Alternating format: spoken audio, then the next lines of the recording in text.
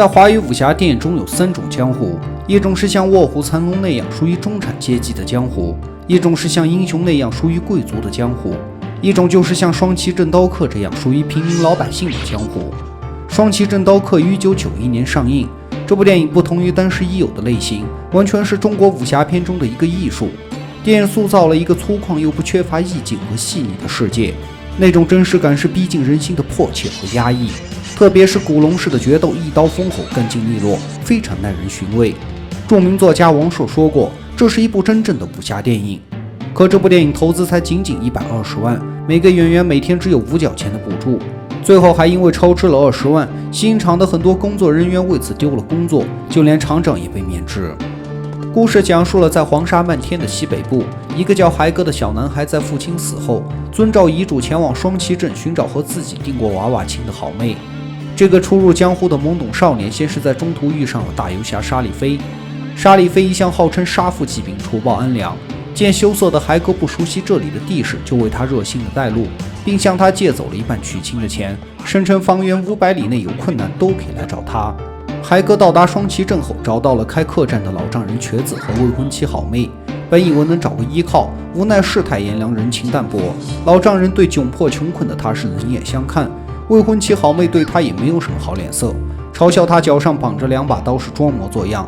最终老丈人碍于情面，就暂时把他留在店里打杂。之后海哥从瘸子那里得知自己的父亲曾击败过天下的无数刀客，威震西北。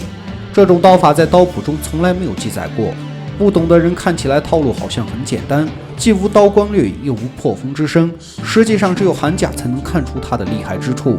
而海哥从小就跟随父亲学习这一套刀法。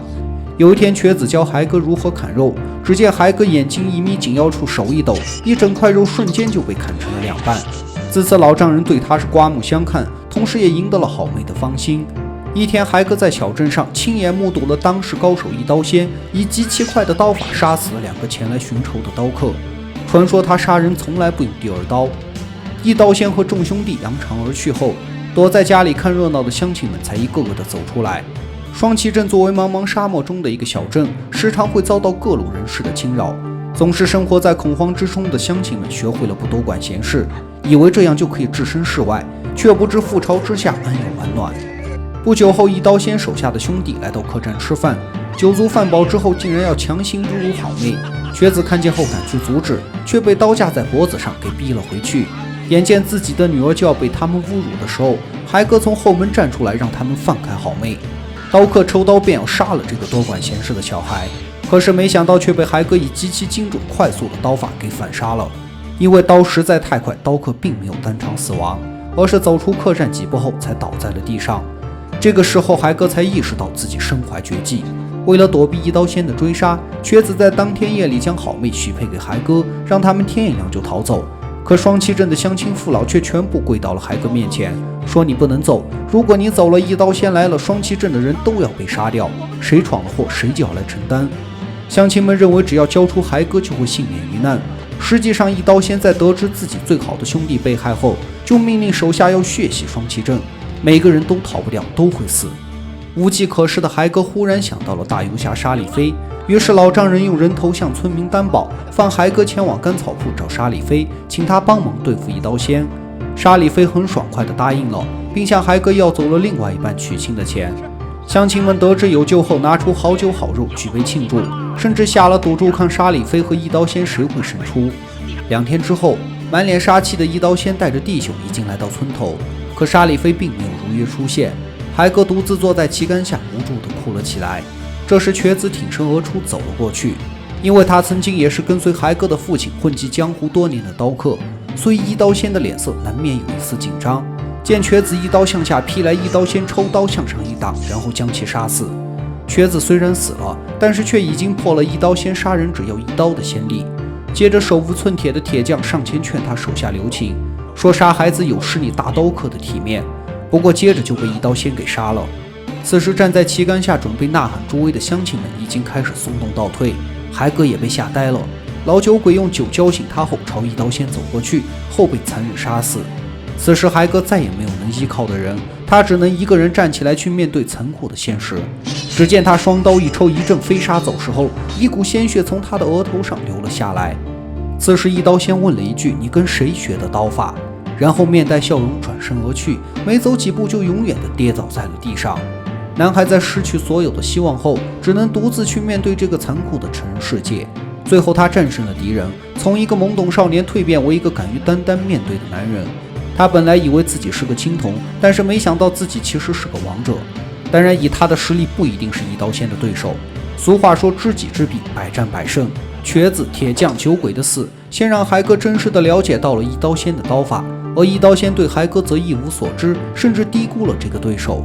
另外，当好妹拿着刀走过来的时候，一刀仙还回头看了一眼。于是海哥抢先出手，占得先机，最终在天时地利人和之下才杀了一刀仙。此时躲在墙壁背后的沙里飞装模作样的骑着马冲出来，叫嚣着要找一刀仙算账，并且恬不知耻地拿走了一刀仙镀金的刀。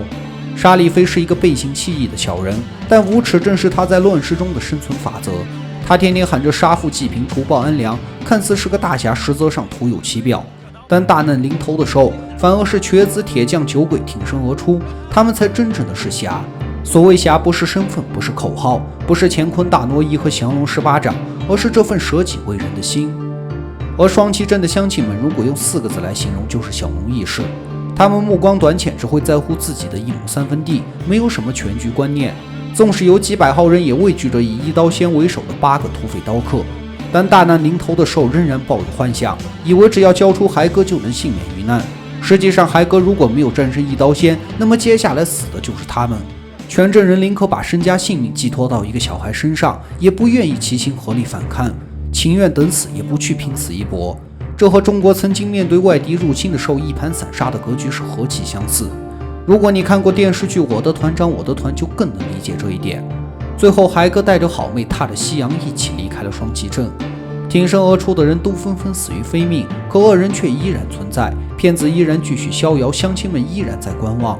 海哥在小小的双旗镇不只是蜕变为一个男人，同时也深层次地认知到了这个丑陋而不乏光辉的成人世界。相信在瘸子、铁匠、酒鬼等人的影响下，拥有更大能力的他会去救更多的人，成为名副其实的一代大侠。